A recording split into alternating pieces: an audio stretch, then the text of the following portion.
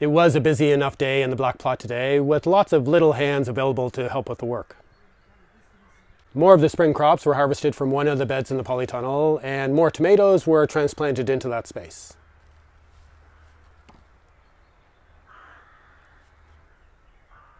Some of the tomato plants were potted up into larger grow bags to give them a lot more space to grow, while we wait for the much slower growing carrots to get big enough to harvest. The side shoots of the early batch of tomatoes were pinched off, and the tops of the plants were wound up the twine. And there was lots of help weeding in between the tomatoes and the remaining quick rotation crops. Some of the basil and parsley seedlings that were sown a few weeks ago were pricked out and potted up.